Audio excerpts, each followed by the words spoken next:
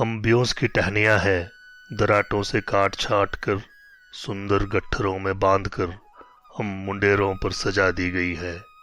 खोल कर बिछा दी जाएंगी, बुरे वक्त में हम छील दी जाएंगी, चारे की तरह जानवरों के पेट की आग बुझाएंगी।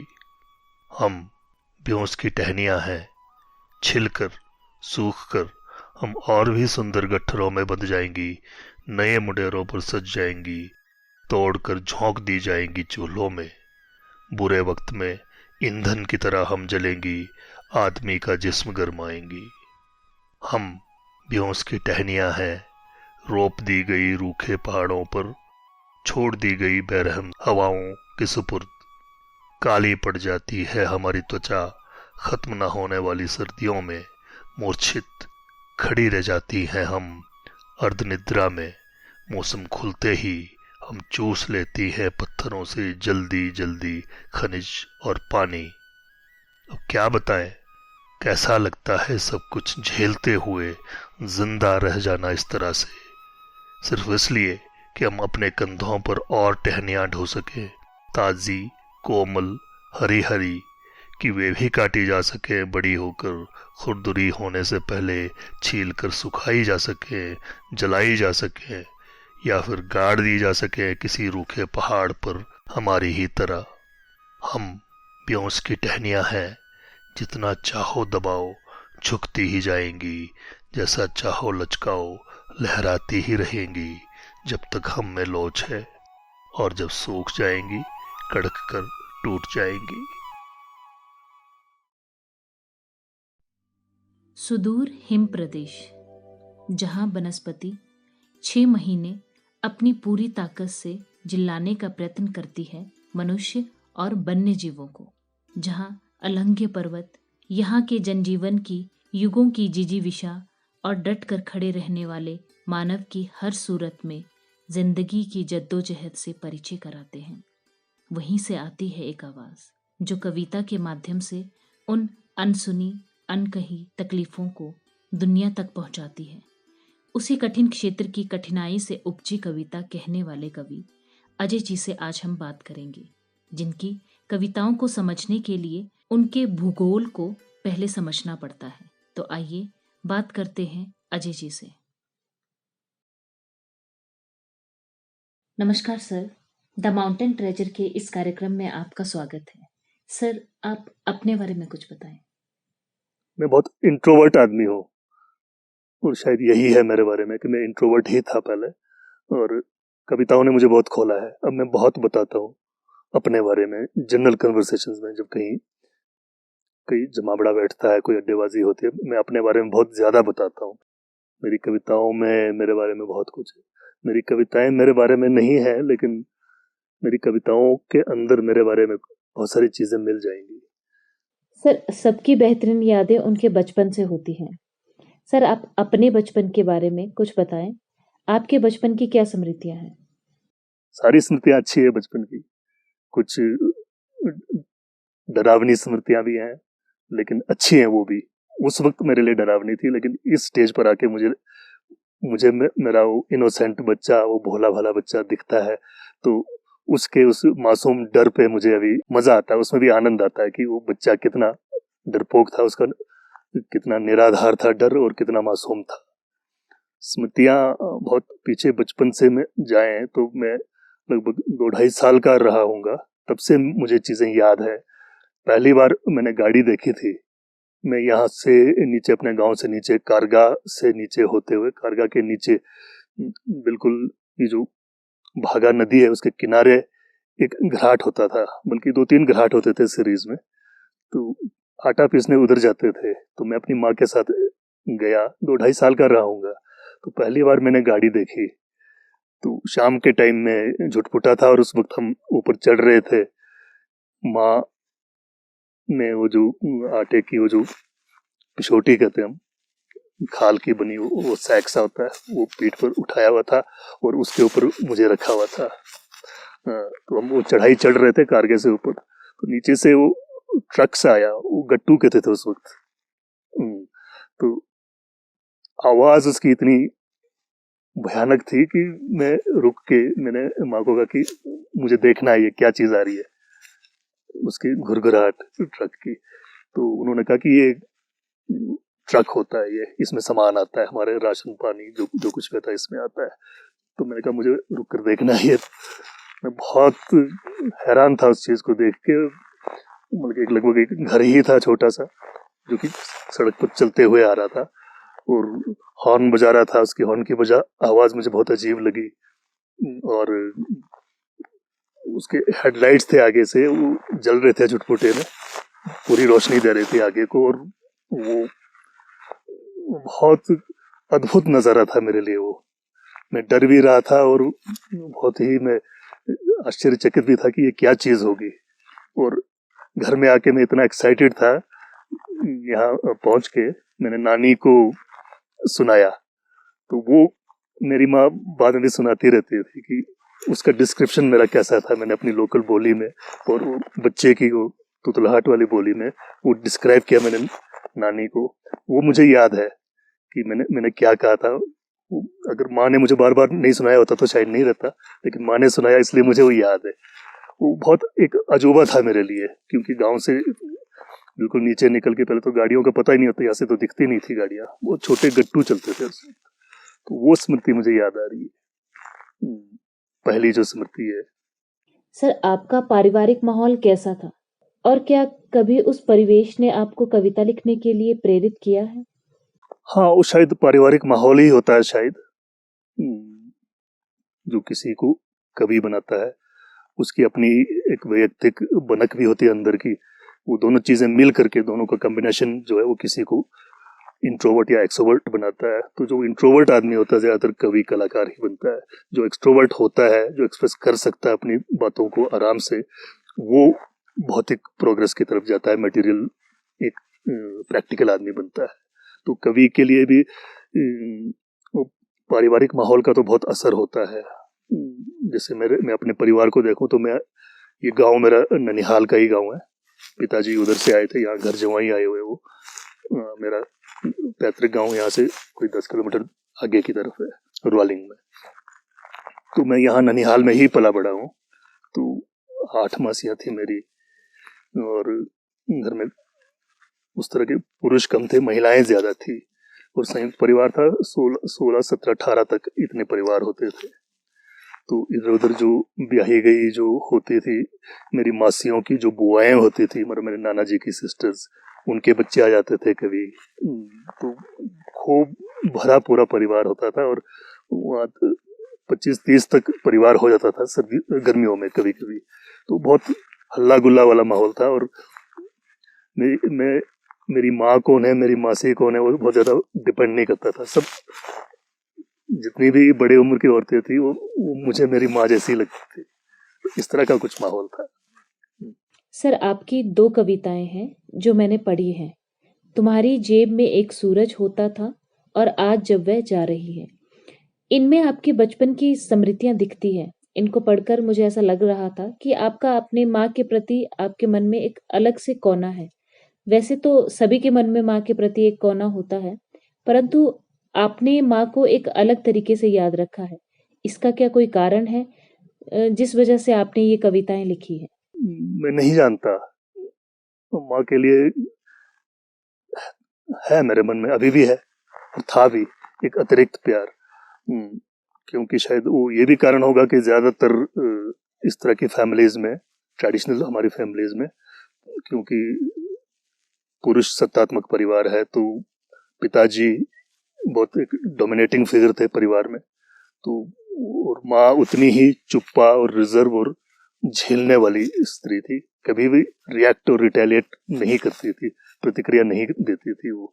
तो मैंने बचपन से ही देखा उनको जज़ब करते हुए इमोशंस को, हर तरह के इमोशंस को, तो वो एक्सप्रेस नहीं करती थी। तो मुझे वो लगता था कि मुझे इसलिए उनके प्रति वो सिंपैथी मेरी, या जो भी है एम्पैथी है, जो भी कहना चाहेंगे आप, वो बढ़ती गई और लास्ट तक वो बढ़ता ही गया। मुझे लगा कि पूरे हमारे समाज में, मैंने तो अपने घर से ही देखा शुरुआत में, पुरुष जो है अननेसेसरीली स्त्री पर डोमिनेट हो जाता है। शायद वो किसी पर दोषारोपण की बात नहीं है, वो हमारे सोशल स्ट्रक्चर ही ऐसा है पुरुष सत्तात्मक, उसमें वो बहुत डोमिनेटिंग हो जाता है। और मेरे अंदर का जो बच्चा था या वो बच्चा है, अभी भी है वो बच्चा जिंदा, अभी भी मुझे वही दिखता है कि पुरुष हर जगह हावी होना चाहता है। हाँ, तो इसलिए वो माँ की तरफ मेरा वो ज्यादा रहा उनके कैरेक्टर को देखकर। और मुझे वो प्यार भी करती थी तो वो एक्सप्रेसिव नहीं था उनका प्यार। मुझे लगता था कि माँ मुझे प्यार करती है लेकिन वो प्रकट नहीं करती हो। सर, आपने अपनी मदर के साथ जो एक रिलेशन देखा है कि वो एक्सप्रेस नहीं करती थी, क्या ये भी एक कारण रहा है कि आपने कविताएं लिखनी शुरू की? हाँ, रहा होगा। मुझे कॉन्शियसली ये चीजें पता नहीं है, लेकिन ऐसा कुछ जरूर रहा होगा। सर, एक बालक से कवि होने के सफर में क्या-क्या और कहां-कहां से आपके व्यक्तित्व के साथ जुड़ता रहा? वो एक लंबी कहानी मुझे सुनानी पड़ेगी कि मैं कैसे एक बच्चे से एक कवि बना। आदमी के अंदर शायद वो रहता है, वो कुछ स्पार्क रहता है कि कवि नहीं बनता तो मैं शायद किसी और कला में अपने आप को एक्सप्रेस करता। मैं भी शायद क्योंकि इंट्रोवर्ट था तो एक्सप्रेस नहीं कर पाता था बहुत सारी चीज़ों को, तो मन में दबी रह जाती थी। और वो वही चीज़ किसी ना किसी आर्ट फॉर्म में बाहर निकलता है, वो सबके साथ ही होता है शायद। तो उसी तरह से बना मैं। और शुरू में मैंने बचपन में कभी कवि नहीं बनना चाहा। पिताजी कविता लिखते थे, वो जो पिताजी टीचर थे। आमतौर पर क्या होता है कि देशभक्ति की कविताएं होती है ना। मैथिली शरण गुप्त, रामधारी सिंह दिनकर, जयशंकर प्रसाद, ये फेवरेट पोइट्स थे पिताजी के। और वो गुनगुनाते रहते थे, वो गीत भी रचते थे। लेकिन उनका वो पैटर्न था, राष्ट्रीय सांस्कृतिक धारा और छायावाद के टाइम की कविताएं और उस वक्त की कवि, वो मुझे बहुत ही नकली लगता था कि उसमें कुछ मजा नहीं आता, फैब्रिकेटेड जैसी चीजें लगती थी। एक तो भाषा उनकी बहुत, मुझे मजा नहीं आता था। बहुत ही संस्कृत निष्ठ तत्सम भाषा होती थी, पर पिताजी तो बड़े शान से गाते थे और मुझे बहुत नकली लगता था वो। मुझे कभी कवि नहीं बनना चाहता था मैं। मेरे नाना जी पेंटर थे, थंका पेंटर, और बहुत सेंसिटिव आदमी थे। मैं उनसे इम्प्रेस रहता था और मुझे पेंटर ही बनना था बचपन में। मैंने स्केच वगैरह ट्राई भी किया लेकिन मैं उसमें कुछ कर नहीं पाया, मेरा हाथ नहीं चला। अंदर तो बहुत है, बहुत सारी इमेजरी है, बहुत सारी इमोशंस है जो मैं पेंट करना चाहता हूँ, लेकिन मेरा हाथ नहीं चला।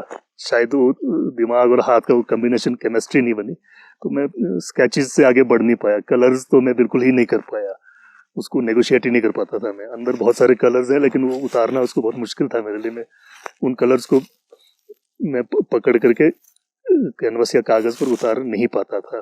तो बचपन में ही कुछ ऐसा हो गया। तो कवि मैंने कभी नहीं बनना चाहा, बल्कि थोड़ा सा वो था, विकर्षण था कविता के प्रति। मुझे अच्छा नहीं लगता था कि मैं मन ही मन हंसता था कवियों पर। सर, जो आपने पहली बार लिखा या जो भी लिखना शुरू किया, तो कैसे आपका उस तरफ रुझान रहा? हाँ, वो कहानी मैं बताऊंगा। जैसे ही मैं, स्कूलिंग मेरी कैलंग से थी, 10th तक मैंने कभी कुछ लिखा नहीं होगा और ना कभी उस लिखने की तरफ मेरा रुझान था। कॉलेज में निकला, एक बार साइंस लिया मैंने, तो साइंस में फेल हो गया। तो वो थोड़ा शॉक था मेरे लिए, क्योंकि वो मीडियम की वजह से वो बहुत प्रॉब्लम आती थी उस वक्त। हिंदी मीडियम से पढ़ा हुआ बच्चा आगे जाकर साइंस में हाईली टेक्निकल चीज़ें इंग्लिश मीडियम में ही पढ़नी पड़ती थी। और जो इंग्लिश मीडियम स्कूल के बच्चे होते थे वो तो एकदम ग्रास्प कर लेते थे, हमारे लिए बहुत दिक्कत आती थी। समझ के भी उसको लिख पाना हमारे लिए बहुत मुश्किल था, क्योंकि मीडियम ही हमारा हिंदी था। तो वो फेलियर से एक शॉक लगा। तो आगे तो उन्होंने कहा, पिताजी ने भी कहा और भी सीनियर्स थे घर में, उन्होंने कहा कि कोई बात नहीं, तुमसे नहीं होता, तुम आर्ट्स पढ़ लो, कोई दिक्कत नहीं है। तो मैं आर्ट्स में भी कुछ कुछ चीज़ें, ज्योग्राफी, इकोनॉमिक्स, हिस्ट्री, ये चीज़ें पढ़ने लगा था। चंडीगढ़ में कॉलेज में ना एक ऑप्शनल सब्जेक्ट होता था 50 नंबर का, वो हिंदी या संस्कृत या पंजाबी लेना पड़ता था हमें। तो उसमें मैंने कहा हिंदी ले लेता हूँ, आसान, सबसे आसान वही है। तो पिताजी भी हिंदी टीचर थे स्कूल में, तो हिंदी का संस्कार था हमारा। तो मैंने हिंदी ले लिया, उसमें बहुत नंबर, 49 नंबर आ गया मेरे 50 में से। तो वो टीचर थे, द्विवेदी जी थे, मुझे याद है, उनकी शक्ल अभी भी मुझे याद है। वो बहुत खुश हुए कि यार ये बच्चा क्या, ये लगता तो ये कुछ वो है, नेपाली या तिब्बती सा लगता है, लेकिन हिंदी का पेपर इतना अच्छा लिख रहा है कि कैसे। तो उसने बात की, तो मैंने कहा सर मेरे पिताजी हिंदी के टीचर थे और मैंने हिंदी पढ़ी हुई है। तो बोला इसको मेन सब्जेक्ट में ले लो तुम। हाँ, फिर उस वक्त हिंदी ऑप्ट करने से हम थोड़ा सा कॉम्प्लेक्स था कि हिंदी तो जो थर्ड क्लास बच्चे होते हैं वो बोल लेते हैं, जो कुछ नहीं कर पाता वो हिंदी पढ़ता है। लेकिन पिताजी ने कहा अगर आप तुम्हारा टीचर कह रहा है तो ले लो, क्या पता कुछ फायदा ही हो जाए। तो मैंने ले लिया। तो वहाँ जो मैंने कविताएं पढ़ी ना, जो हिंदी फर्स्ट ईयर में, बीए फर्स्ट ईयर में जो हिंदी का हमारा सिलेबस था, उसमें उन कवियों को पढ़ा जो मॉडर्न पोइट्स थे। भवानी प्रसाद मिश्र जिसने सबसे पहले मुझे इम्प्रेस किया, सतपुड़ा के घने जंगल, गीत बेचता हूँ, इस तरह जबरदस्त कविता। मैंने कहा ये है भाषा। हाँ, इस भाषा में कविता की जा सकती है, और कविता की भाषा यही है, वो नहीं है प्रसाद और दिनकर और गुप्त वाली भाषा, वो नहीं है। इस भाषा में कविता, और क्योंकि मुझे लगा कि इस भाषा में तो मैं भी लिख सकता हूँ कविता।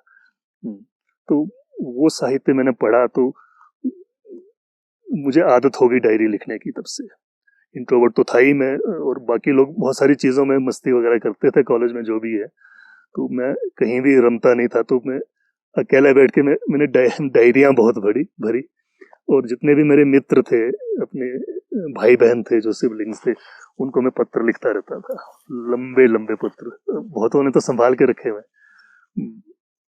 और डायरी लिखता था। वहां से लेखन शुरू हुआ जी। तो सर किस समय से आपने हिंदी को अपनी एक्सप्रेशन की भाषा चुना? हाँ, वही है, वो 83 82 83 1982-83 के आसपास जो पत्र और डायरी से होते हुए मैं कविता की तरफ गया, क्योंकि वो उधर हिंदी सिलेबस में पढ़ रहा था। तो उन कविताओं ने बाद में आगे जब पढ़ा तो दौलती कलगी छरहरी बाजरे की इतना इम्प्रेस किया, और उसका रूप, जो रूपक है उसमें जो प्रतीक विधान है, वो समझ में आया मुझे कि इस तरह से प्रतीक में वो क्या कह रहे हैं। आगे बाजरे की कलगी के बहाने वो किस चीज की बात कर रहे हैं, तो इतना इम्प्रेस हुआ उस चीज से। तो उस तरह से मेरा कविता की तरफ रुझान बना। तो सर क्या हिंदी में लिखने से पहले आपने कभी मातृभाषा में भी कुछ लिखा? नहीं, मैंने कभी नहीं लिखा, और मैं बहुत कंफर्टेबल नहीं समझता हूँ अभी भी। हाँ, मेरे बहुत से मित्र हैं मेरे आगे पीछे पढ़ने वाले कॉलेज में, उन्होंने मातृभाषा में बहुत अच्छी कविताएं लिखी है, लेकिन और गीत लिखे हैं, और लेकिन मुझे अभी भी रश्क होता है उनसे कि काश मैं लिख पाता। मैं नहीं लिख पाता। उसका रीजन ये भी रहा होगा कि मैं अपने इधर नहीं रहा हूँ। मैं अपने भाषी समाज में, पटनी भाषा मेरी जैसे मातृभाषा है, इस समाज में मैं कम रहा हूँ। जो उधर की जो बुनन भाषा है केलंग की, तो बचपन में हम उसी भाषा में बात करते थे, केलंग वाली भाषा में। काफी फर्क है दोनों भाषाओं में। मैं उसमें कंफर्टेबल महसूस करता था, ये मेरे लिए कंफर्टेबल नहीं था। अब तो मैं सीख रहा हूँ। अब मैं हो सकता मैं लिखूं कभी इस भाषा को सीखने के बाद, ठीक से सीखने के बाद, मतलब कि उस तरह से साहित्यिक भाषाएं नहीं है ये। अच्छा, तो जो आपकी मातृभाषा है उसका कोई लोक साहित्य नहीं है? ओरल में है, वाचिक परंपरा में है, लेकिन लिखित तो कुछ नहीं था। और वो इंटरेस्टिंग ये है कि ओरल में भी गीत नहीं है, पटनी भाषा में गीत नहीं है। हाँ, एक दो गीत बड़ी मुश्किल से, वो भी लेटर टाइम का, मुझे लगता है कि काफी लेटर टाइम में लिखे गए हैं। पुराने ट्रेडिशनल गीत जो है हमारे यहाँ मिक्स पहाड़ी भाषा कह सकते हैं, उसी में है। और जो गाथाएं हैं, घुरे जिसको कहते हैं, वो उस भाषा में। और जो आम महफिल में जो जनरल गीत होते हैं वो पाडर और पंगवाली भाषा में ज्यादातर वो गीत है हमारे। पटनी भाषा में गीत नहीं है, लेकिन साहित्य है वो जो नरेशन में है, मुहावरे हैं, गालियां हैं, और हम बिम कहते हैं, पहेलियां जो बुझारतें होती है, वो चीजें हैं। और स्टोरीज हैं। एक तो एपिक ही है पूरा, जो ज्ञापो केसर का एपिक है पूरा। उसके अलावा छोटी छोटी स्टोरीज बहुत है, वो ओरल में है, वो अपनी पटनी भाषा में ही है। आपके अनुसार लाहौलियत क्या है? लाहौलियत ये आज के परिप्रेक्ष्य में, जैसे कि नेशनलिज्म पूरे पूरे ग्लोब में, पूरे संसार में बहुत एक हावी विचारधारा है, सबसे डोमिनेटिंग विचारधारा नेशनलिज्म की है, जिसको हम राष्ट्रीयता कहते हैं या राष्ट्रवाद कहते हैं। उसके परिप्रेक्ष्य में अगर हम लाहौलियत की बात करें, लाहौल एक छोटी सी जगह है, और जैसे कुछ लोग पंजाबियत की बात करते हैं, कश्मीरियत की बात करते हैं, तो वो एक अलगाववादी सोच भी लगती है। लेकिन वो एक देश है। मैं राष्ट्र और देश को दो चीज मानता हूँ। लाहौल एक देश है, मैं लाहौल को देश ही मानता हूँ। लेकिन ये राष्ट्र नहीं है। इस देश की पूरी, इसका पूरा उत्तरदायित्व तो दिल्ली में या शिमला में जो शासन है, जो पॉलिटिकल सिस्टम है, उसके प्रति है। फिर भी वो होते हुए भी लाहौल को मैं एक देश की तरह देखता हूँ। ठीक उसी तरह से स्पीति को एक अलग देश की तरह देखता हूँ, किन्नौर को एक अलग देश की तरह देखता हूँ, कुल्लू को अलग देश की तरह देखता हूँ। एक कल्चरल एंटिटी है लाहौलियत मेरे लिए। तो उस तरह से ऑफेंडेड फील नहीं करना चाहिए किसी को, लेकिन और मेरा इंटेंशन भी नहीं है। मैं लाहौलियत की बात करता रहता हूँ। मेरे सीनियर है, मेरे से सीनियर लोग हैं, वो लाहौलियत की बात करते हैं कि लाहौलियत को इंटैक्ट रखना वो अस्मिता के संदर्भ में है। हमारी कल्चरल आइडेंटिटी को बचा के रखना, सहेज के रखना, वो लाहौलियत है मेरे हिसाब से। और वो लाहौलियत क्या कहेंगे, वो एक ज्योग्राफी भी है, और एक सोसाइटी भी है वो, और एक इंडिविजुअल कैरेक्टर भी है। जैसे मैंने वो जो एपिक की बात की थी, उसमें ग्यापो कैसर है। उसका जो जो लाहौली वाला वर्जन है, वो ट्रांस हिमालयाज में पूरे तिब्बत, मंगोलिया वगैरह और उधर बल्तिस्तान वगैरह में, जो पाक ऑक्युपाइड कश्मीर है पूरा, उधर जहां भी ये भोटी भाषा का जरा सा भी इन्फ्लुएंस है, उस पूरे रीजन में उसकी कथा चलती है। जैसे आपके रामायण और महाभारत है, तो वहाँ ग्यापो कैसर की कथा चलती है। 18 चैप्टर है और ह्यूज एपिक है, बहुत बड़ा एपिक है वो, किंग कैसर का। तो उसका एक लाहौली वर्जन भी है। तो उसमें जो कैरेक्टर डिपेक्ट किया है, वो मुझे लगता है कि उस कैरेक्टर में लाहौलियत है।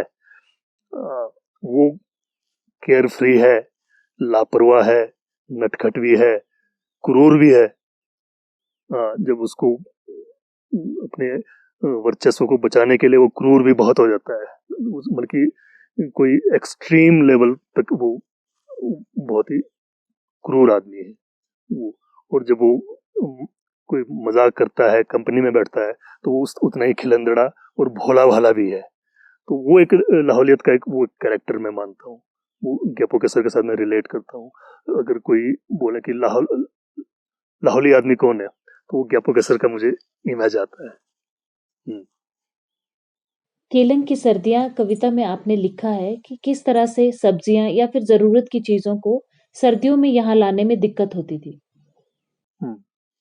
कनेक्टिविटी को लेकर दुख था कि हम लोग कनेक्टेड नहीं है शेष संसार से। तो वो 4 कविताएं लिखी थी मैंने। हरी सब्जियां, बिजली, पानी और सड़क, ये 4 चीजें। बिजली, पानी, सड़क नहीं होने से जो दिक्कतें आती, और हरी सब्जियां तो मैन अट्रैक्शन होता था यहाँ का, क्योंकि 6 महीने के लिए कट जाती थी। तो क्या होता था कि हेलीकॉप्टर में सब्जियां आती थी, और कुछ कुछ वीआईपीज को ही वो मिल पाती थी। तो ट्राइबल फेयर यहाँ पर एक मेला होता है, उसमें स्मारिका देते हैं, मोमेंटोस देते हैं। वो भी केलंग के सभी एम्प्लॉयज के पास और कुछ मोतबर लोगों, वीआईपीज के पास उन्होंने सजा के रखा होता है ट्राइबल फेयर। हाँ, कि फील होता है कि हाँ हम कुछ है यहाँ पे। तो स्मारिका। तो हरी सब्जियां भी उसी कैटेगरी की चीज हो जाती है सर्दियों में। उसको कंज्यूम नहीं करेंगे। मैंने लिखा है उसमें, मुट्ठी भर धनिया होता है, एक हरी मिर्च, एक नींबू होता है, एक टमाटर। तो उसको हम मोमेंटो के साथ सजा के रखते हैं कि सबको पता लग जाए कि इसकी भी सब्जियां आई थी, ये भी वीआईपीज में से एक है। तो वो स्टेटस सिंबल है, हरी सब्जियां खाने को नहीं है, वो स्टेटस सिंबल की तरह है। तो ये लेवल है, मतलब कि कनेक्टिविटी नहीं होने का इस लेवल तक। और तो जो परेशानियां हैं वो तो है ही है। हाँ, तो उस चीज को लेकर वो कविता लिखी गई थी। तो सर उस कविता के बाद प्रधानमंत्री अटल बिहारी वाजपेयी जी ने सुरंग की घोषणा की, तो उस समय आपको कैसा लगा? घोषणा के टाइम में मैंने एक 2 लाइन की कविता लिखी है शायद। सुखदास हमारे बहुत अच्छे पेंटर हैं, एकेडमी अवार्ड विनर है, ठोलुंग गांव से। मेरी बहुत अच्छी मित्रता थी। हालांकि वो दूसरे जनरेशन, मेरे पिताजी के जनरेशन के हैं, पिताजी से भी सीनियर है, कई साल सीनियर। लेकिन मित्रता बहुत अच्छी थी क्योंकि वो पेंटर थे और हमारी जमती थी खूब। तो उनकी पेंटिंग्स देखते हुए मैंने कविता लिखी है पहाड़ करके सीरीज में। उसमें एक पार्ट में टनल पर है, वो 1995 में लिखी है, जब अभी अभी प्रपोजल ही था, अभी बना कोई घोषणा वगैरह कुछ नहीं था। तो उनको संबोधित करके मैंने ये लिखा कि इसमें जो टनल निकल आएगा, उन्होंने पहाड़ पेंट किए हैं, सारे लैंडस्केप उन्होंने पहले पोर्ट्रेट किया, बाद में तो लैंडस्केप ही किए। तो उसमें भी मैंने उनको हम गुरुजी कहते थे, तो गुरुजी को संबोधित वो कविता है कि क्या इसमें जब छेद निकल आएगी इस पहाड़ में, तो क्या ये पहाड़ ऐसे ही रहेंगे जैसे कि उससे पहले मैंने इमेज बनाया, वो अकड़ू है, अपने ठुक में रहता है ना, खामोश है, वो एक्सप्रेसिव नहीं है, बोलता कुछ नहीं है। आत्म सम्मान की जो भावना है वो बहुत ज्यादा है और बाहर वालों को एक्सेसिव भी लग सकता है वो चीज कि ये इस तरह से क्यों अकड़ के बैठते हैं यहाँ के लोग। तो मैंने गुरुजी को कहा कि ये जब इसमें छेद निकल आएगी तो इनकी ये अकड़ ऐसी रहेगी क्या, और इनकी ये जो जिद है और जो आपने लाहौलियत की बात की थी वो क्या, वो सब उस कविता में मैंने यही पूछा गुरुजी को, ये सब ऐसा इंटैक्ट रहेगा क्या। तो वो डर भी है, उस कनेक्टिविटी से डर भी है उस कविता में। सर, आपके अनुसार अटल टनल आपके पहाड़ी क्षेत्र की परंपरा और संस्कृति पर क्या प्रभाव छोड़ेगी? यदि किसी भी दुर्गम क्षेत्र का विकास होता है तो वो अपने साथ और क्या-क्या चीजें लेकर आता है? बहुत सारी चीजें हैं, मैं यहाँ बता नहीं सकता, मेरे मन में घूमती रहती है कि क्या क्या होने वाला है, दिख रहा है, मतलब चोरी चकारियां बढ़ जाएगी, वैल्यू सिस्टम सारे खत्म हो जाएंगे। बाकी जगह क्या है कि ये चीजें, वैल्यू सिस्टम तो डिग्रेड तो होनी है, बदलनी है, ये आप इसको विकास भी कह सकते हैं, धीरे धीरे एक प्रोसेस में बदलती है, तो उस सोसाइटी को फील नहीं होता है। यहाँ क्या है कि जैसे रोहतांग तो बैरियर था, जैसे सुरंग निकलते ही एब्रप्ट चेंजेस आ जाएंगे, उसको वो कल्चरली यहाँ का जो इनोसेंट ट्राइब है वो शायद झेल नहीं पाएगा, खास करके स्त्रियां और वो लोग जो बिल्कुल जिनका एक्सपोजर नहीं है शहर की तरफ, वो लोग बिल्कुल उनके लिए वो झेल नहीं पाएंगे उस चीज को, वो डर है मेरा। वो कविता भी अगर मैं चाहो तो मैं पढ़कर सुना सकता हूँ, हल्का सा हिंट दिया मैंने इसमें। वही कविता है गुरुजी वाली। पहली कविता है अकड़। रंग बिरंगे पहाड़, रूह न रागस, ढोर न डंगर, न बदन पे जंगल, अलफ नंगे पहाड़, साए साए करती ठंड में, देखो तो कैसे ठुक से खड़े हैं ढीठ बिसर में पहाड़। और दूसरी कविता है चुप्पी। काश ये पहाड़ बोलते होते तो बोलते, काश हम बोलते होते। और तीसरी कविता है सुरंग। पर जरा सोचो गुरुजी, जब निकल आएगी इसकी छाती में एक छेद और घुस आएंगे इस स्वर्ग में मच्छर, सांप, बंदर, टूरिस्ट और जहरीली हवा और शहर की गंदी नीयत और घटिया सोच, गुरुजी तब भी तुम इन्हें ऐसे ही बनाओगे, अकड़ू और खामोश। ये डर था मेरा, इसमें मैंने हिंट दे दिए। अब बहुत सारा क्या तो क्या डिस्क्रिप्शन करें, कितनी बुराइयां आने वाली है, बेशक अच्छाइयां आ रही है लेकिन साथ में कितना सारा जहर भी आ रहा है उस सुरंग के रास्ते से। इस कविता में ये हिंट दिया मैंने। सर, वही एक कवि कोई भी चीज अगर होने वाली है, चाहे वो अच्छी हो या बुरी हो, उसको पहले से ही समझकर कविता लिख देता है, चाहे वो अभी हुआ भी ना हो। तो सर, आपके अनुसार अपनी संस्कृति और परंपरा को बचाने के लिए क्या करना चाहिए? मेरे पास कोई सोल्यूशन नहीं है इसका। परंपरा और संस्कृति खत्म तो होनी है, लेकिन इतनी जल्दी और उस एब्रप्टली खत्म नहीं होने देने के लिए कोई रेडीमेड सोल्यूशन नहीं है मेरे पास। तो इसीलिए मैं सवाल करता रहता हूँ। ये एक सामूहिक काम है, मुझे ये लगता है, और सामूहिक खाली काम नहीं है, ये दायित्व है, सामूहिक दायित्व है, ये रिस्पॉन्सिबिलिटी है, और हमारे लीडरशिप की भी और उस पर्टिकुलर लोक की भी, जन की भी, ये सामूहिक दायित्व है।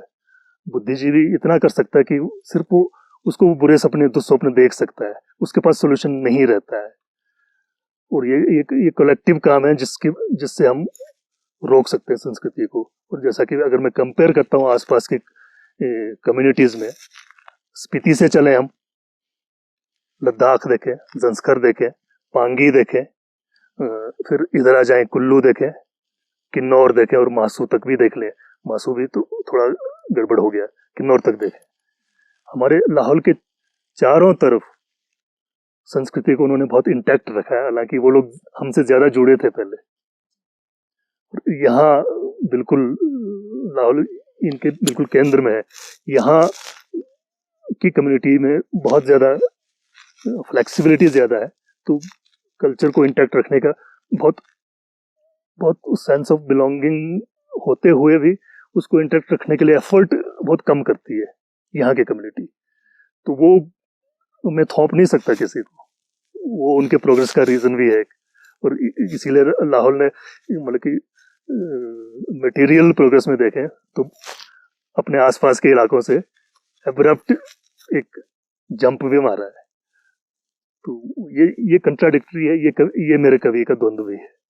मैं इन्हीं चीजों में उलझता रहता हूँ। मैं मेरी आगे की सभी कविताओं में इन दो चीजों का द्वंद्व लगातार देखोगे, वो मिलेगा, हर कविता में मिलेगा। सर, कविता आपके लिए कलात्मक अभिव्यक्ति है या फिर सामाजिक हस्तक्षेप हेतु एक अभियान? ये बड़ा क्वेश्चन है। इस पर सभी बड़े लोगों ने कहा है, बड़े कलाकारों ने, बड़े कवियों ने कहा है। मैं बहुत बड़ी अथॉरिटी नहीं हूँ, लेकिन हाँ, इनिशियली तो ये मैं इसको एक इंडिविजुअल एफर्ट ही मानता हूँ। इनिशियली एक बहुत ही एक वैयक्तिक चीज है कविता, बहुत ही निजी चीज है। लेकिन वो अगर सोसाइटी के कंसर्न्स के साथ, समाज के सरोकारों के साथ रिलेट होती है, तो वो उस कविता का बोनस है, उस कवि का भी, वो उसकी प्राप्ति है, एक्स्ट्रा उपलब्धि है उसकी वो। सर, साहित्य में संगठनों की भूमिका को आप कैसे देखते हैं? क्या आपकी काव्यात्मक अभिव्यक्ति पर संगठनों के दबाव आए हैं? अगर आए हैं तो आप उनसे कैसे जूझते हैं? निश्चित रूप से ये होता है। अब जब तक आप एक अपने लेवल पर एक कवि हैं, तो आपको फर्क नहीं पड़ता, अपनी डायरियां भरते रहिए और अपने मन की बातें लिखते रहिए उसमें। लेकिन आपकी जब रचनाएं प्रकाशित होती है बाहर, तो उसमें सामाजिक कंसर्न अपने आप जुड़ जाते हैं, और साहित्यिक संगठन तो रहते ही हैं। साहित्य की दुनिया बहुत बड़ी है। मैं तो बिल्कुल एक अनजान, एक अंधेरे कोने से निकल के आ रहा हूँ, कुछ चीजें एक्सप्रेस करना चाहता हूँ जो मुझे लगता है कि जो मेन मुख्य धारा की जो रचनाओं में वो चीजें नहीं है, वो चीजें मुझे लगता है कि मैं एक्सप्रेस करूंगा। लेकिन मुख्य धारा का साहित्य तो बहुत बड़ा है, चाहे उसका इंग्लिश का ले लो या हिंदी का ले लो, तो वहाँ संगठन तो रहे ही हैं और उनकी भूमिका रहती है। एक खास तरह के विचारधारा के लोगों का एक ग्रुप बन जाता है, लाइक माइंडेड लोगों का, एक जैसी विचारधारा के लोगों का, और उनका एक संगठन भी बन ही जाता है। तो उनमें आपस में टकराव भी होते रहते हैं, लेकिन अपने हिसाब से वो ग्रो करते हैं। इसके अलावा कुछ तत्व हर जगह आ जाते हैं जैसे समाज में है, तो वो कुछ एलिमेंट्स, वो इंडिविजुअल एलिमेंट्स होते हैं जो उन संगठनों का मिसयूज करके अपने कुछ व्यक्तिगत लाभ अपना सिद्ध कर रहे होते हैं। तो वो एलिमेंट्स खराब हैं, वो अनुभव भी मेरे काफी खराब रहे हैं। संगठन में ऐसे एलिमेंट्स बहुत होते हैं। संगठन अपने आप में इस तरह की कोई खराब चीज नहीं है। उस किसी भी पर्टिकुलर विचार को, किसी भी पर्टिकुलर मोटिव को, किसी भी पर्टिकुलर एक रचना संसार को शेष दुनिया के सामने लाने का बहुत अच्छा माध्यम है संगठित होकर। वो मुख्यतः जैसे प्रकाशन में आए, तो वो प्रकाशन में वो हेल्प कर सकते हैं। वहां तो मटेरियल चाहिए, आपको फाइनेंशियल हेल्प चाहिए, उसके मार्केटिंग के लिए, उसके प्रचार के लिए सभी जो तामझाम करने पड़ते हैं वो सब करने ही पड़ते हैं, चाहे जितने मर्जी आदर्शवादी हो जाओ आप। तो उसमें संगठन का बहुत बड़ा रोल होता है। मेरे भी रहा है। मैं सीधे सीधे तौर पर किसी संगठन से तो मैं नहीं जुड़ा था, लेकिन छोटे छोटे ग्रुप्स के साथ में बैठकर काम किया है। और प्रगतिशील लेखक संघ ने मुझे काफी हेल्प किया है। जो एक बार प्रांतीय अधिवेशन हुआ था हमारे यहाँ पर मंडी में, उसमें मैंने पार्टिसिपेट किया। तो उसके बाद उन लोगों से मेरा आमने सामने इंटरेक्शन हुआ, उन साहित्यकारों से, तो उन्होंने बहुत हेल्प की मुझे पब्लिश करने में। तो प्रगतिशील धारा की कोई लघु पत्रिका नहीं होगी इंडिया में, कोई महत्वपूर्ण लघु पत्रिका जिसमें मैं नहीं छपा हूँ। हर जगह उन्होंने मेरी कविताएं छापी हैं। तो वो एक एज रहता है संगठन का, वो एक बोनस है, वो रोल है उसका, प्रचार का। सर, आपके पहले संग्रह की भूमिका में मंगलेश डबराल जी ने आपको एक प्रगतिशील कवि कहा है। हाँ। अभी जब आपने प्रगतिशील की बात की है, तो सर आपके अनुसार प्रगतिशील के क्या मायने हैं? मैं पहले मंगलेश डबराल जी की बात करूंगा। वो मेरे संग्रह के विमोचन में भी आए थे। उन्होंने खास तौर से रेखांकित करते हुए कहा था कि कुछ चीजें हैं मेरे अंदर जो तर्कशीलता है और धार्मिक संस्थानों जैसे सेंसिटिव इंस्टीट्यूशंस को क्वेश्चन करने का, जैसे मैंने दलाई लामा और मैत्रेय से क्वेश्चन भी किया है, मैत्रेय बुद्ध से, कि क्या तुम ऐसा करोगे, क्या तुम इस तरह से फ्यूचर में तुम्हारा क्या रुझान रहेगा, क्या तुम ऐसा ही करोगे। तो वो जो क्वेश्चन करने की जो प्रवृत्ति है, मंगलेश जी ने ये कहा था कि उसका कारण जो है खाली प्रगतिशीलता नहीं कहा उन्होंने, पर्टिकुलरली रेखांकित करते हुए मार्क्सवाद कहा है। हाँ, कि ये मार्क्सवाद की वजह से आया है। तो उनका वो अपना विचार है, वो खुद मार्क्सवादी कवि हैं और हैं, पहाड़ के भी हैं, उत्तरांचल के हैं। तो उनको ये लगा होगा कि उसके असर से ये अजय की कविताओं में ये एलिमेंट्स आए हैं। लेकिन मुझे लगता है कि ये चीजें ज्यादातर इसमें बुद्धिज्म का असर होगा, क्योंकि बुद्धिज्म भी बहुत क्वेश्चन करता हुआ एक रिलीजन है और फिलॉसफी है बुद्धिज्म की। वो क्वेश्चन बहुत करता है, वो एकदम बिलीव नहीं करता है। तो वो वहां से आया होगा। और भी मेरी जो पढ़त थी, शायद मेरे घर के अंदर ही आस्थावान लोग तो हैं, लेकिन तर्कशीलता पर मेरे मदर्स भी, मेरे नाना जी भी और मेरे पिताजी भी अंधविश्वासी नहीं है बिल्कुल ही। वो तर्कशीलता मेरे परिवार के अंदर ही एक बहुत बड़ा वैल्यू है वो। तो वहां से आया होगा। और बाद में निश्चित रूप से अगर मार्क्सवाद से जब मेरा परिचय हुआ तो वहां रिलेट हुआ होगा ये चीज। लेकिन ऐसा कहना थोड़ा गलत होगा कि मार्क्सवाद की वजह से ये चीज आया, वो थोड़ा गलत उनका एक अंदाजा था शायद। लेकिन प्रगतिशीलता की जो डेफिनेशन पूछी है आपने, ये एक बहुत वाइड चीज है। प्रोग्रेस कर रहा है कोई भी कम्युनिटी, कोई भी इंडिविजुअल प्रोग्रेस कर रहा है, तो वो प्रगतिशीलता है, आगे बढ़ना। तो अब इसको किसी विचारधारा के खांचे में डाल के देखे प्रगतिशीलता को, तो उसके अलग मायने होते हैं।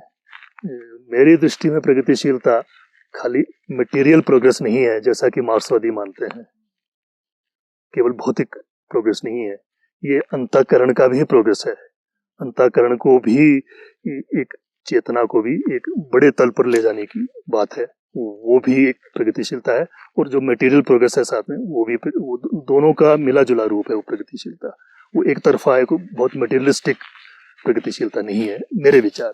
सर, अभी आपने जो बुद्ध के बारे में बात की है, आपकी एक कविता है जो मेरी फेवरेट भी है, एक बुद्ध कविता में करुणा ढूंढता है, जिसमें आपने अलग अलग भूखंडों के बारे में बात की है। आप इस कविता के जरिए क्या संदेश देना चाहते हैं?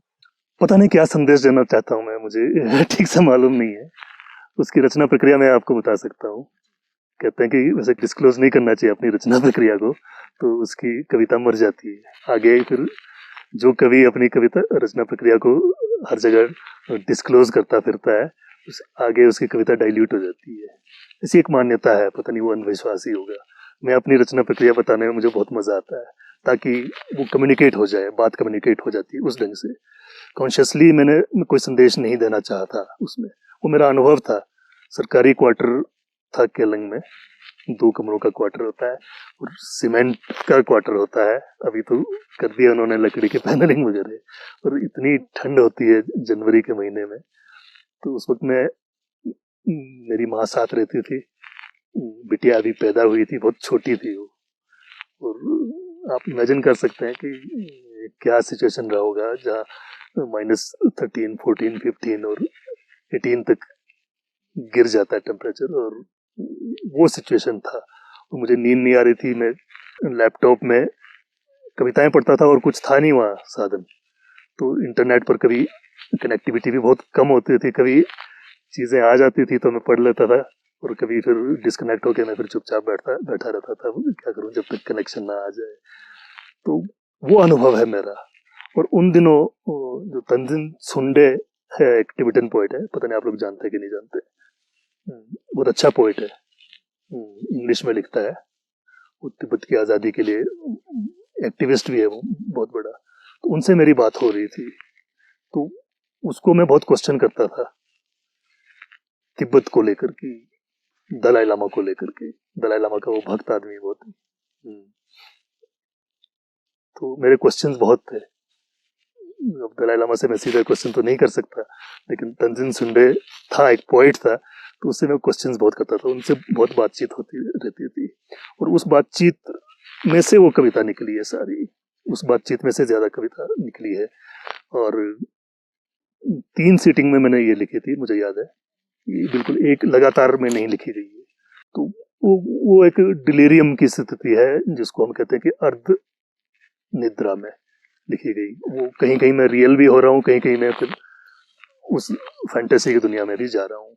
और मैं इमेजिन कर रहा हूँ कि बुद्ध, पूरे हिमालय के ऊपर बुद्ध सोया हुआ है, वो कराकोरम से लेकर आगे तक, कंचनजंगा तक वो पूरा बुद्ध लेटा हुआ है, और नीचे गंगा की खादर में वो कुछ टटोल रहा है हाथ से, ऐसा बहुत ह्यूज बुद्ध में वो कर रहा हूँ। और हिमालय के दोनों तरफ उसका चीवर जो है फरफरा रहा है, और कभी कभी मुझे लगता है कि वो बुद्ध मैं ही हूँ शायद, और वो झेल रहा हूँ सभी चीजों को। तो उसमें पूरा गोंडवाना लैंड आता है, हिमालय के उस पार भी इस पार भी। तो वो शायद मेरे अंदर का एक वो रहा होगा जो ट्रिगर किया तंजिन सुंडे ने, क्योंकि मैं कल्चरली और एथनिकली ट्रांस हिमालय का आदमी भी हूँ और सिस हिमालय का आदमी हूँ, इंडियन हिमालयाज का भी हूँ, टिबेटन हिमालयाज का भी। वो दोनों कल्चर मेरे ब्लड में भी है, मेरी सोच में भी है, वो दोनों संस्कृतियां। तो वही चीज शायद उसको संदेश के रूप में ले सकते हैं पाठक, लेकिन रचना मेरी उस तरह से बनी थी।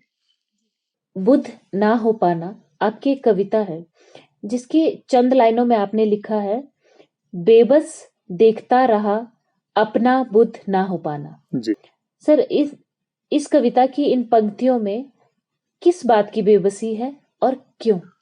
उस कविता में है, पहले ही दिया गया है कि मैंने कहा कि लकड़बग्घे की तरह मैं भोजन की तलाश में, मांस की तलाश में मैं एक झुंड बन जाता हूँ, और फिर वही भौतिक जरूरतों के लिए मैं अपना उसमें फंस जाता हूँ, दुनियादारी के काम में फंस जाता हूँ। और उसका विरोध है बुद्ध होने से। बुद्ध होना मतलब कि आत्मचेतस होना है, इंट्रोवर्ट होना है, और जो लकड़बग्गा होना है या दुनियादार आदमी होना है, वो है भौतिकता की तरफ जाना, भौतिक प्रोग्रेस की तरफ, जो मैंने पहले थोड़ी देर पहले भी बात की थी प्रगतिशीलता के संबंध में। वही मेरा द्वंद्व है। जब शावक पुकारते हैं अपने पेरेंट्स को कि उनकी कोई भूख की कोई पुकार, उनकी नीड्स होती है, तो मैं फिर वहां पर उस वक्त मैं बुद्ध होना छोड़ देता हूँ, क्योंकि वो उनकी नीड्स मैंने पूरी करनी है, वहां मुझे दुनियादार हो जाना है। तो वो बेबसी है, वही बेबसी है कि मैं फिर बुद्ध होना छोड़ देता हूँ उस वक्त।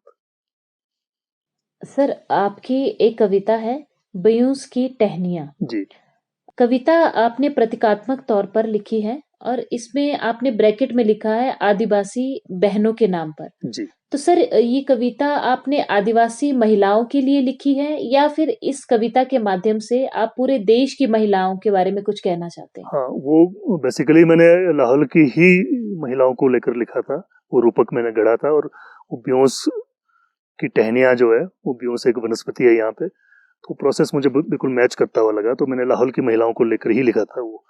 लेकिन बाद में ये हुआ कि जब कविता प्रकाशित हुई बाहर, तो ये रिस्पॉन्स मिला कि वो हर जगह की महिला के साथ रिलेट हो रहा है।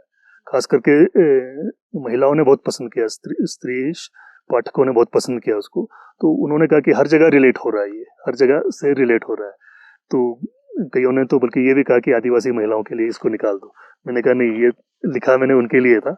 अगर बाहर रिलेट हो रहा तो जैसा कि मैं कहता रहता हूँ, वो मेरा बोनस है, वो कविता का बोनस है। तो रिलेट हो जाए तो मुझे बहुत खुशी हो रही है कि हर जगह रिलेट, ये ग्लोबल एक वुमनहुड के लिए रिलेट हो रही है, तो बहुत खुशी है मुझे उस बात की। सर, आदिवासी, दलित और महिलाएं ये सभी हाशिए के वर्ग के हैं। जी, इनकी समस्याओं को दुनिया कैसे देखती है और आप इनके बारे में क्या सोचते हैं? हाँ, ये मॉडर्न अस्मितावादी डिस्कोर्स है, अस्मितावादी विमर्श है। मैं बहुत कुछ नहीं कह पाऊंगा उस तरह से, मैं विद्वान या कोई बहुत पढ़ा लिखा आदमी नहीं हूँ इन विमर्शों के बारे में। जैसे ये ब्लैक पोइट्री शुरू हुई थी काले लोगों की, वहां से शुरुआत मानी जाती है। फिर उसके बाद दलित पोइट्री हमारे यहाँ इंडिया में महाराष्ट्र में ज्यादा शुरू हुआ है और अभी भी वो प्रोग्रेस में ही है। और आदिवासी उसके बाद नेक्स्ट उसमें आया। स्त्री विमर्श भी इस बीच में ही आया, वो नारीवादी जो सिमोन दे बोआ का जो है, वो सेकंड सेक्स जो किताब है, उससे पहले भी था वो विमर्श, लेकिन वहां से एक बहुत बड़े लेवल पर विधिवत स्त्री विमर्श शुरू हुआ है और वो पूरे ग्लोब में अभी चल रहा है। ये सब चीजें मुझे लगता है कि भविष्य की साहित्य की विधाएं हैं ये। हाँ, और बहुत सारे लोग इसको एक्सेप्ट नहीं करते कि इसको खांचों में बांट करके नहीं देखना चाहिए। मुझे लगता है कि देखना चाहिए, क्योंकि एक जैसी प्रॉब्लम नहीं है दलित और आदिवासी और स्त्री की। इनकी अपनी अपनी प्रॉब्लम है, हर क्लास की अपनी अपनी प्रॉब्लम है। रिलेट होती हैं ये क्योंकि वंचित हैं, लेकिन वंचना का जो जो नेचर है, जो उसकी प्रकृति है, वो अलग अलग है। इनका शोषण अलग अलग ढंग से होता है। तो ये अलग विमर्श के रूप में ही चलती रहनी चाहिए। इससे मुख्य धारा के साहित्य को कोई भी नुकसान नहीं होता। जैसा कि डरते हैं लोग कि ये आप बांट रहे हो, मुझे नहीं लगता कि ये हम इसको बांट रहे हैं। मुझे लगता है कि मुख्य धारा के साहित्य को ही समृद्ध करेगी ये चीजें। और ब्लैक पोएट्री ने उधर वेस्टर्न इंग्लिश पोएट्री को इतना मजबूत किया है, तो दलित और आदिवासी पोएट्री क्यों नहीं मजबूत करेगी? हिंदी कविता को जरूर करेगी, निश्चित रूप से करेगी। उसके लिए हमें दिल जो है, अपने दिल और दिमाग जो है खुले रखने पड़ेंगे, और उसी को मजबूत करने के लिए ये धाराएं निकली हैं और इन्हें हमें मान देना चाहिए। सर, एक ही कविता किन मायनों में हाशिए के लोगों को और मेन स्ट्रीम को अलग अलग अर्थ में संप्रेषित हो सकती है? हाँ, ये हो सकता है। ये पोस्ट मॉडर्न विचार है, उत्तराधुनिक विचार है। इस पर मैं ज्यादा नहीं कहूंगा, वो कंट्रोवर्सी क्रिएट हो जाती है। हर इंडिविजुअल को अलग अलग ढंग से रिलेट होती है कविता या कोई भी वर्क ऑफ आर्ट, चाहे वो थिएटर है, कोई फिल्म है, कोई उपन्यास है, पेंटिंग है। हर इंडिविजुअल की रिसेप्शन अपने ढंग से होती है, क्योंकि उसकी अपनी एक विचारधारा और अपनी की इंटरनल एक मेक होती है आदमी की, उस हिसाब से रिसीव करता है। परसेप्शन अलग अलग होता है। तो ये कम्युनिटी वाइज भी बिल्कुल हो सकती है, बट उस पर बहुत कुछ कहना वो कंट्रोवर्सी हो जाती है, क्योंकि मैं बहुत बड़े अथॉरिटी नहीं उस पर कहने के लिए। ये विचार जो है ना, ये विचार आया है उत्तराधुनिक विचारधारा से, और वहां पर मैं घुसना नहीं चाहता। मैं अपने आप को असमर्थ पाता हूँ उस विचारधारा के साथ रिलेट करने को। सर, आपकी एक कविता है दोरजे गाइड की बातें। जी, इस तरह की जो कविता होती है उसको लिखने के लिए कितनी डिटेल इंफॉर्मेशन और अध्ययन की आवश्यकता होती है कि जिसके बाद आप ऐसी कविता लिख सकते हो? और वैसे भी ये कविता बहुत से लोगों ने बहुत पसंद की है। अच्छा, मतलब ऐसा है कि अध्ययन अलग से करने की जरूरत नहीं है। जो मेरा अध्ययन था उसमें से ये कविता निकली है और रिलेट हुई है उसमें। मैंने उसी कविता में शायद मैंने उसको शीत, एक मिथक चलता है यहाँ पर, किंवदंती चलती है कि सर्दी जब आती है उसका मानवीकरण किया है यहाँ के फोकलोर में, लाहौल के फोकलोर में। लाहौल में भी सिर्फ यहाँ पटन की फोकलोर में वो कहते हैं कि शीत एक आइस का आदमी है और हाथ में उसकी छड़ी होती है, वो भी आइस की होती है। जो मकर संक्रांति होती है ना, उस दिन वो निकलता है बाहर, और शीत जो है असली सर्दी मकर संक्रांति से ही शुरू होती है। यहाँ पे नदियां वगैरह जम जाती है और वो कैलेंडर है वो पूरा। वो कहते हैं कि इस दिन नदी में सोई रहती है और इतने दिन के बाद वो किनारे निकलती है। उस दिन किनारे के पत्थर फट जाते हैं, इतनी सर्दी होती है। फिर वो ऊपर खेत में आएगी तो खेत में कुछ हो जाता है। फिर वो गांव में आएगी तो वहाँ चूल्हे में ताप कम हो जाता है, उसके ताप को वो जज़ब कर लेता है वो शीत। और फिर एक दिन आके वो डंगरों के, भेड़ों और गायों की छाती के साथ चिपक जाता है, उनको उनका खून और वो सारी एनर्जी चूस लेता है वो, और फिर वो अगले दिन आगे ऊपर गोहर कहते हैं, जहाँ भेड़े और वो पशु जाते हैं, मवेशी जाते हैं ऊपर, वहां निकलता है और उसके बाद धीरे धीरे धीरे ऊपर जाता है, जाके ग्लेशियर में जाके छुप जाता है फिर से। तो वो शीत का प्रकोप का एक मानवीकरण है। तो उस मिथक को मैंने इसमें लिया है। वो लोक मिथक में उसको अलग से अध्ययन करने की जरूरत नहीं पड़ी मुझे, वो लोक मिथक में ऑलरेडी है, मेरी चेतना में था। लेकिन वो जो दोरजे गाइड है, वो मेरे कुछ पर्सनल फ्रेंड्स थे, उनका कैरिकेचर है, उसके साथ मैंने रिलेट किया उसको। सर, जब शाहीन बाग का मुद्दा उठा था जी। तो मैंने अरुंधति राय को सुना था उस वक्त। तो उनके अनुसार एक राइटर को एक्टिविस्ट भी होना चाहिए। आपको क्या लगता है? मुझे नहीं लगता है। मुझे लगता है, बल्कि अरुंधति का आपने एग्जांपल अच्छा लिया, मुझे लगता है कि खुद Arundhati God of small things लिखने के बाद अब उसने मिनिस्ट्री ऑफ अटमोस्ट हैप्पीनेस लिखा तो बहुत डाइल्यूट हो गई है। और मुझे लगता है, पर्सनली लगता है कि मैंने कई बार कहा भी है अपने मित्रों से, एक्टिविज्म से रचनात्मकता पर नेगेटिव असर पड़ जाता है। एक्टिविज्म का काम एक्टिविज्म का है, और कविता लिखने का काम या साहित्य लिखने का काम वो साहित्य लिखने का, वो अलग अलग चीजें हैं। साहित्यकार कलाकार को, किसी भी कलाकार को साहित्यकार नहीं, एक्टिविज्म में आना चाहिए। वो उसका अंतिम प्रारब्ध तो वही है, एक्टिविज्म में जाए, समाज में जाके घुसे, वो समाज के सरोकारों को डील करे। लेकिन हर साहित्यकार को एक्टिविज्म बनना बहुत जरूरी नहीं है, क्योंकि उसकी साहित्य, उसकी कला एक्टिविज्म की वजह से हल्की पड़ जाती है, हाँ, डाइल्यूट हो जाती है, लगभग मर जाती है। सर, किसी भी कवि का समाज के प्रति क्या कोई कर्तव्य होता है? क्या वो जो कुछ भी लिखता है उसको अपने निजी जीवन में भी अपनाता है? दूसरा प्रश्न है कि निजी जीवन में भी अपनाना जरूरी नहीं है। किसी भी कलाकार के लिए वो जरूरी नहीं है। एक्ट्रेस हो, आप जानते हो इस चीज को अच्छी तरह से, जो आप स्टेज पर जो हो वो रियल लाइफ में नहीं हो।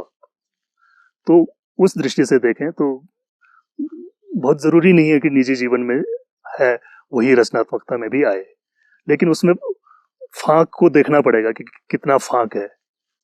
वही कर्तव्य होता है किसी भी कवि या कलाकार का समाज के प्रति, जो एक इंसान का होता है। वो भी सामाजिक प्राणी है, वही कविता और कलाकार का भी होता है। लेकिन कर्तव्य तो सबका होता है, हर मानव, हर इंसान का होता है, क्योंकि वो सामाजिक प्राणी है। लेकिन अलग अलग रोल है, सबका अलग अलग रोल है। आपको क्या लगता है, क्या लिखने से क्या कभी कोई बदलाव होता है? क्या आपने कभी कोई बदलाव महसूस किया है? हाँ, मैं एकदम अभी रिलेट करके नहीं बता सकता, एग्जाम्पल कोट करके नहीं बता सकता कि ये चीजें लिखने से बदली हैं, लेकिन मैंने बहुत बदलाव देखे हैं।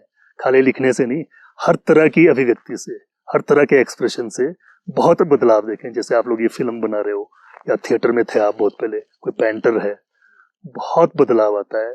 इंसान का इंसान बने रहना तो इन्हीं की वजह से होता है। वो अगर इंसान में अभी भी कुछ जो भी संवेदनशीलता बची हुई है, तो वो इन्हीं कलाओं की वजह से बनी है। ये सारी कलाएं, हर तरह की कलाएं आदमी को सेंसिटिव बनाती हैं, संवेदनशील बनाती है। और इससे बड़ा और क्या कंट्रीब्यूशन हो सकता है किसी कविता का या किसी कलाकृति का। सर, जो युवा कवि हैं, जो अब आजकल नया लिख रहे हैं या अलग-अलग जगहों से जो आ रहे हैं, आप ऐसा कह सकते हो कि आजकल ऐसी कवियों को ज़्यादा प्रमोट किया जाता है जो कम बोली जाने वाली भाषाओं में लिखते हैं। तो सर, एग्जैक्टली, उनके लिए आपका क्या संदेश है?